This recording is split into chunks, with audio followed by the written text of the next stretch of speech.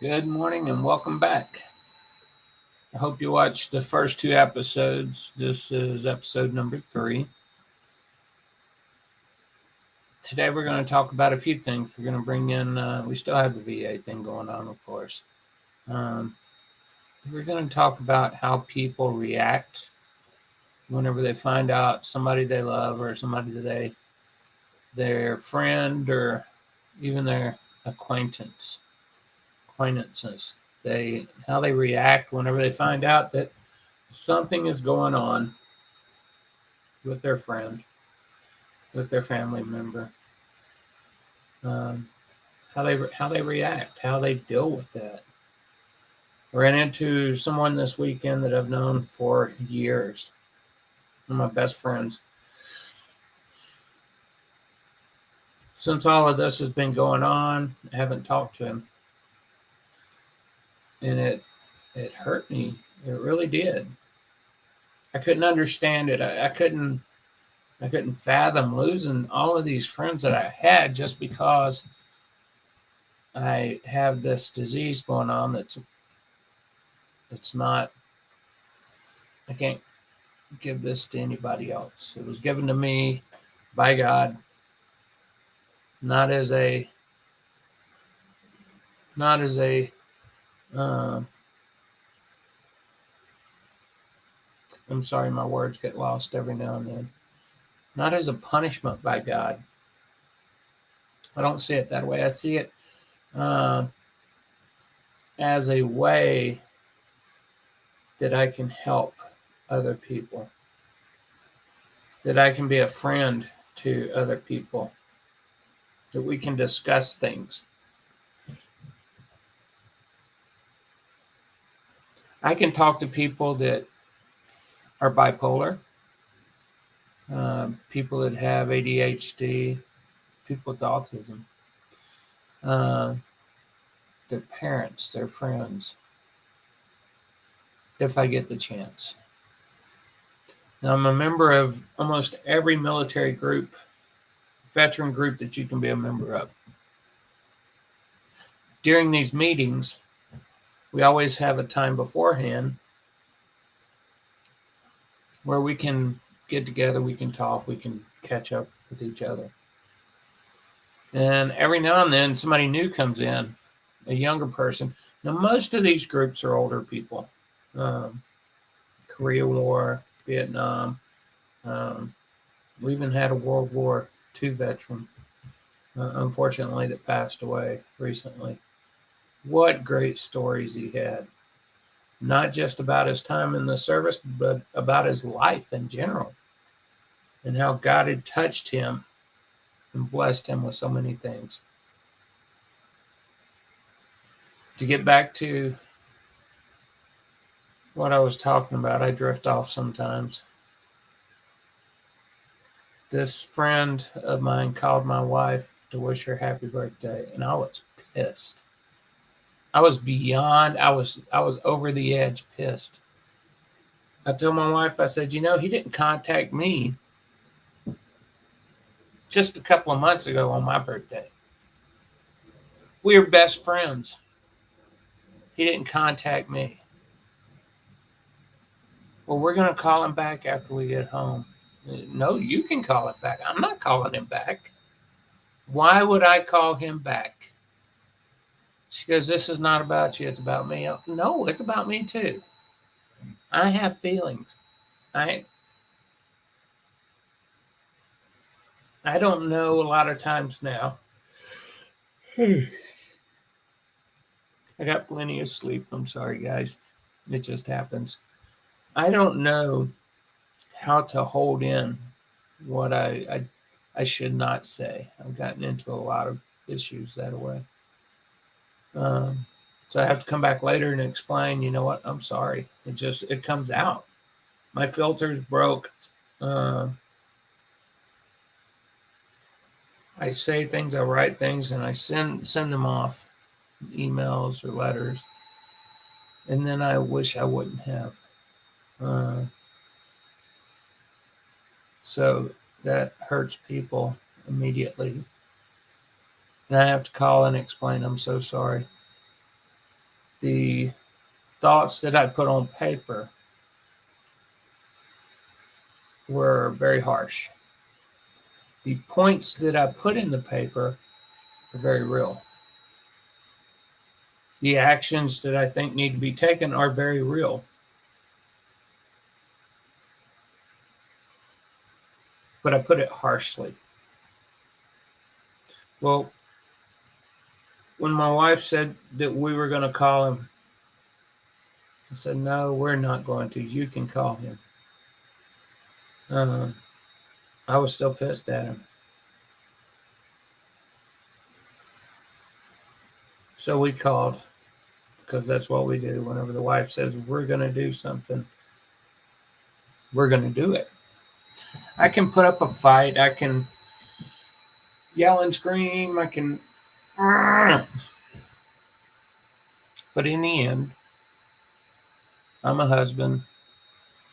The Bible says that wives are to be submissive to their husbands. I think they got that backwards. Husbands should listen more to their wives. Wives can offer so much wisdom, strength, power. Um, they know what they're doing. And most men like me don't have a clue. Not a small clue. So we call, and it's a good conversation. They invite us to dinner because we kept saying we have to get together, have to get together.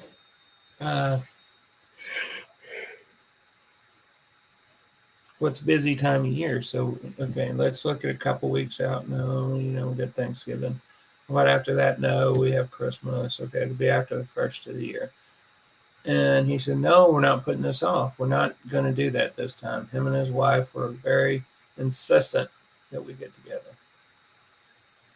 So we get together. And it's fun. We're having a ball. We're talking. We're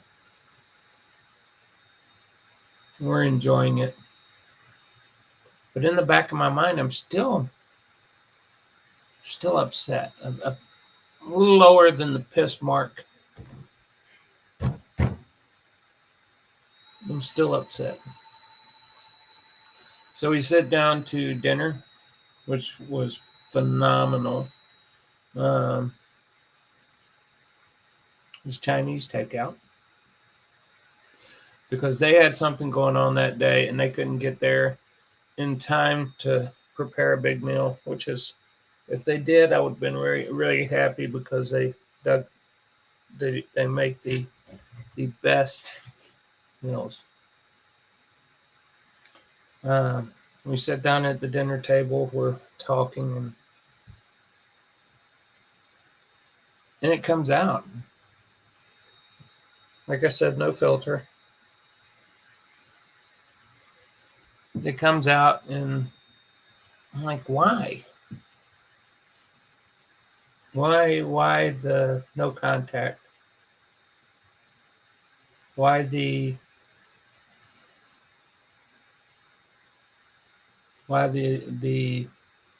complete ignoring me? And I was crying. I was so, everything was coming out, and whenever those emotions come out, tears are right there with them.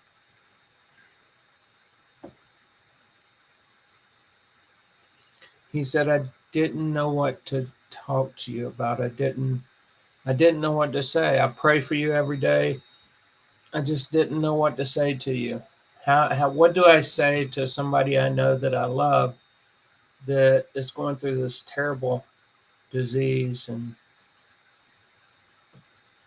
you don't know what to say. It's tough.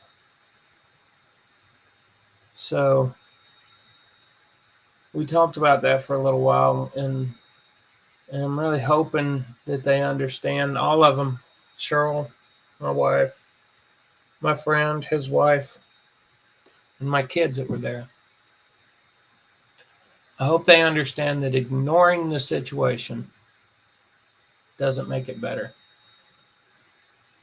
Puts a lot of stress on them, puts a lot of stress on me.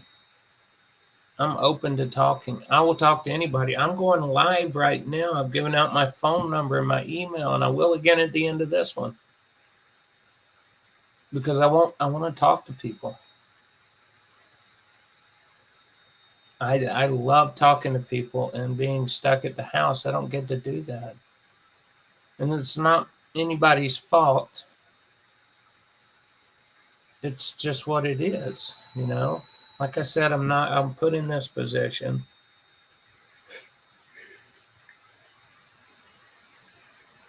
This is where God wants me to be.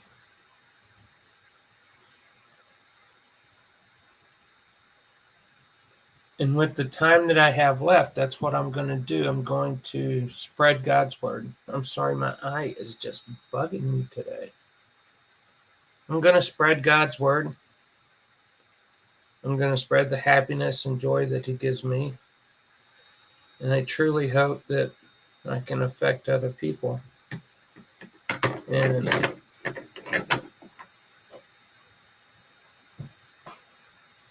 spend what time I have left helping people.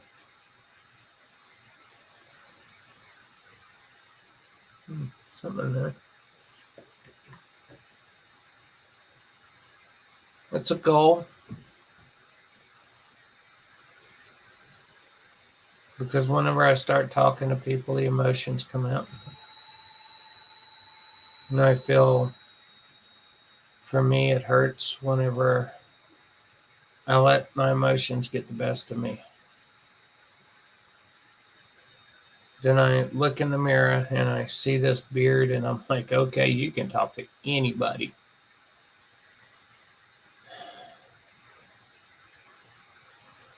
But whenever I talk to people and I want to talk to people, I'm scared of what I'm going to say. I'm scared that I'll make them uncomfortable enough that they won't call back. Oh yeah, by the way, I added a chat to the bottom of this thing. Oh, excuse me, to the bottom of this thing. If you want to chat, if you're here, if you're listening, uh, ask me questions. Uh, but like I said, I'm in this position, and I'm trying to help. I'm trying to work, and trying to help people that are in the same position but don't know how to deal with it, don't know how to handle it. And I've helped quite a few people. Uh, I've been a helper my whole life.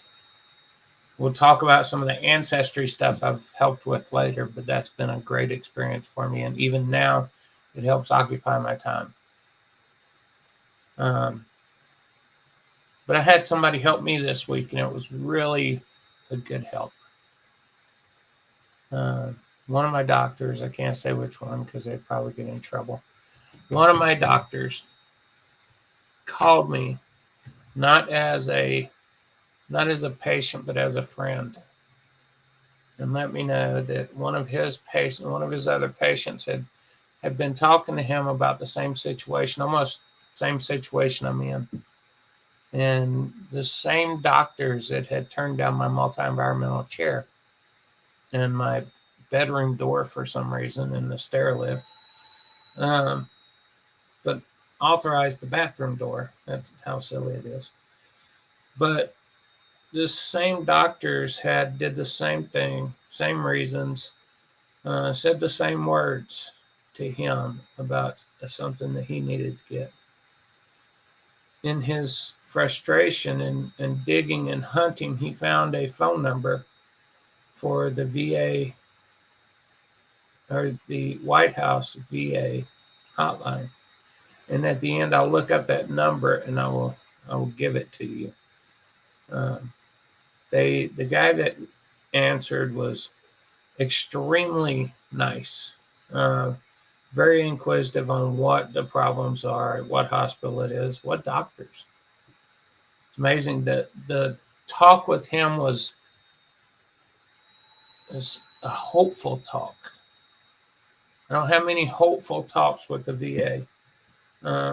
I'm pretty sure this guy was not employed by the VA, but he did so much to get me hopeful again. And he took all the information. Yeah, I told him about the appeal that I appealed for the multi-environmental chair, and it's been 2 months. And he goes, 2 months? I said, yeah, 2 months. He goes, those appeals should be answered within 10 days. Wow. I still can't get through to the hospital to find out what the appeals status is. And he's telling me that that appeal should have been done within 10 days.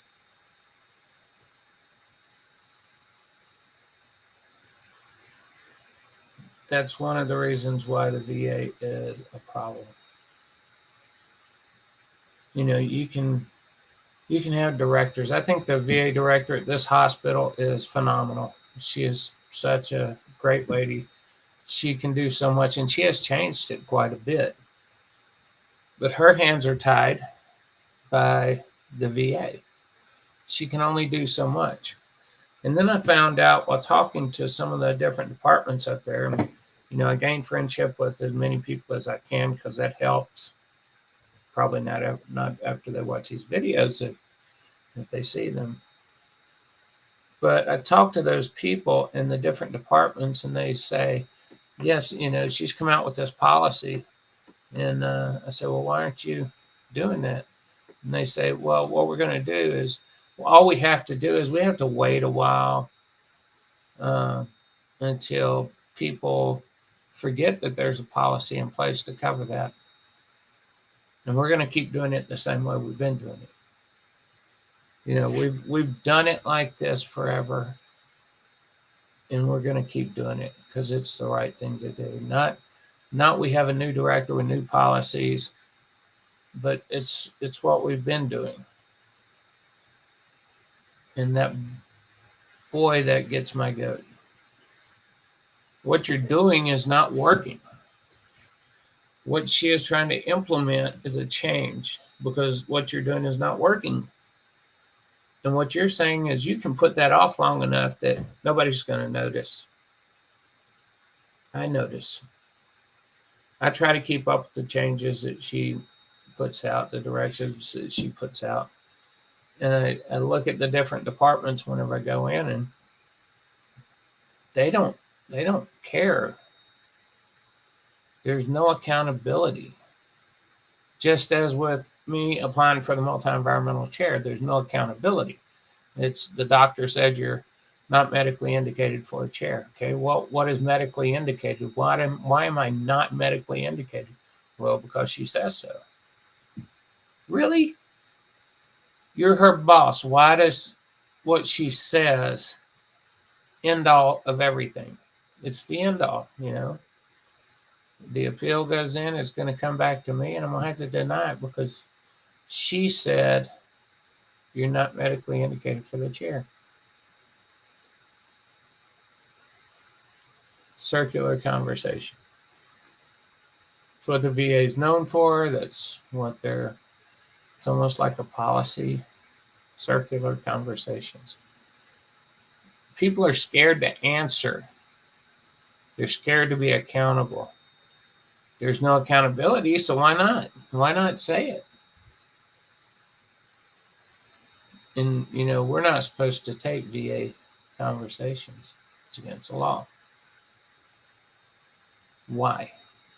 Why is that against the law? They're talking to you, about you. It's all about you. So why can't you record it? Because it's all about me. And somebody with my memory issues, I don't remember everything. So whenever they're talking to me, tomorrow I might forget. So if I don't write it down right away, then chances are I'm not going to know it. I try to schedule everything for Fridays because my wife is off and she can listen in on the phone calls, and sometimes they'll even let her participate. But But I've moved all those to Fridays because I have to have her there. That's wow. The more I talk about it, the sadder it seems. But it's not. My family knows it's sad. Uh, I know it's sad, but I can't be sad all the time. If I'm sad all the time, I will become one of the 22. I will. I mean, because if it becomes that dark, you can't tell people about it. You've already told them about it. You've shown all the signs. You've started giving things away. You've started planning. You've started planning. Whenever you hit the darkest day, you know what those plans are, and then it's just a matter if you have the guts to do it. A lot of people have the guts to do it.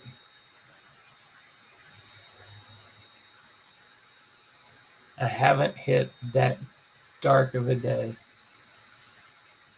I've been very close. My wife will recognize the symptoms, and we'll start having talks, and we'll try. She'll try and find ways to help me, and uh, she's amazing. She does a really good job. But you get to sometimes you get to that point to where those talks just in one ear out the other because you don't want to listen to it.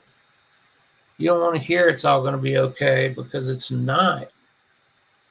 I know that it's not going to be okay. I know that um, it's hard to say, but I know that the diseases that I have, regardless of what they are, don't turn out good. The progression of these diseases that I have are a little more advanced than they should be at my age. Cerebral small vessel disease is it's not common in 40-year-olds, and it's not common really in 50-year-olds. The average age of somebody with cerebral small vessel disease is 80. You really don't recognize it and see it in most people until they're in their mid 60s and up. It could work out that I could live a long life, but at the advanced rate that this is going on, chances are I won't. The VA's answer to everything is okay, we'll increase the dosage. We'll increase the dosage. I know you're taking 30 pills a day, but what we're going to do is we're gonna increase the dosage of this. So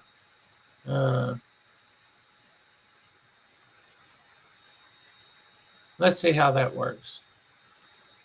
I've been on this cocktail of drugs for 3 years, and it hasn't worked.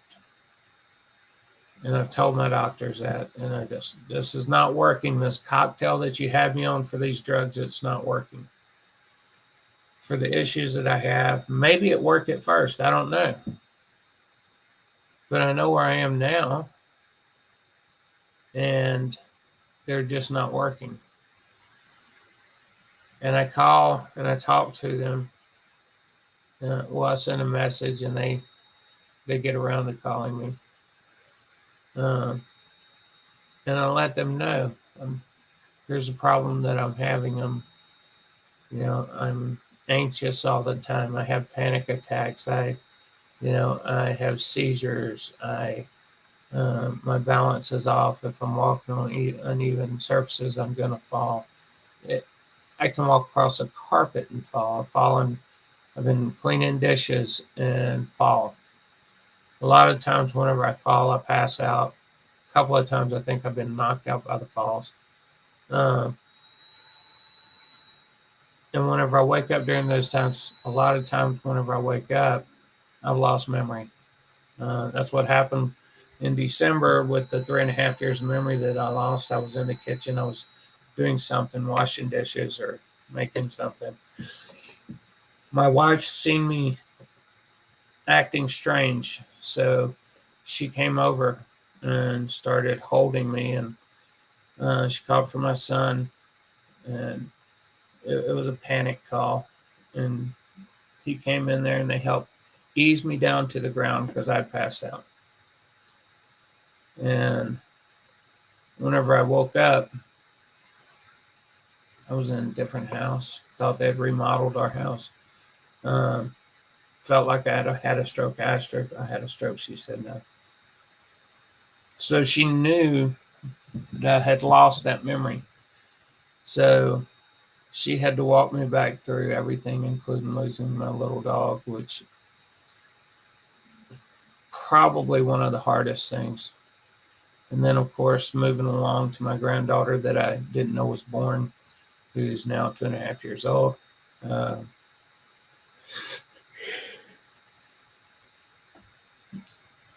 just life. You never know what part of life that means the most, and then you find out one little thing and you cry. Find out another little thing and you laugh. Um, Horrible times. But then I'm put in a position where I can help somebody. I, I can help somebody understand what I go through. Um, and that for me is huge. Letting people know and letting people understand, because a lot of people don't understand. I don't even understand it all. And that's what we told my friend whenever we went to dinner. He's like, I don't understand. And I told him we don't understand. Every day something different happens. Um, Friday, Saturday, Sunday, I was in a wheelchair. Monday, I had a pretty good day, still wobbly. Today, I'm having a great day. I hate saying that. Everything I have here is, there's no wood. Um, but I'm blessed, and people don't understand that. I'm blessed. I'm still here. I'm still above dirt. I can still smile. I wake up every morning. I have a lovely bride that's with me every day. I get to see my one granddaughter almost daily, the other two every other week. But nothing melts a papa's heart more than having a grandbaby crawl up in your lap and say, I love you, Papa. It just melts your heart. So I am blessed. I have all of these things going for me. Um, the things that are going against me are medical, they're mental, but love it just outranks everything. The love I have for my family, the love I have for my sweet little granddaughters, the love I have for my friends, even though I haven't seen them in years. Uh, I think we talked about it after I got out of the car service or the car sales, whenever all this started happening at the end of 2018, October. Um, Little things, and they just got worse and worse and worse until it's like a volcano exploded in February of 2019. Um, People that I'd worked with for years, friendships that I had had for years, ended. I have a couple of people that still send me notices on Facebook that they're thinking about me and that they love me and they miss me.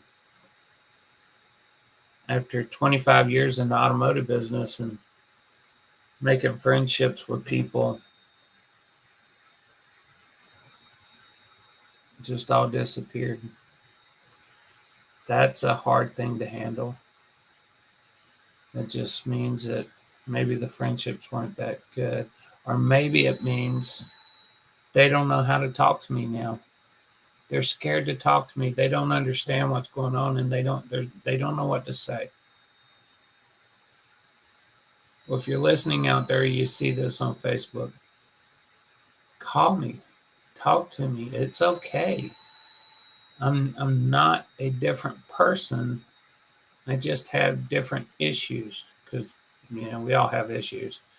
Um, and I'm not going to sit and just whine and cry because I feel bad about myself,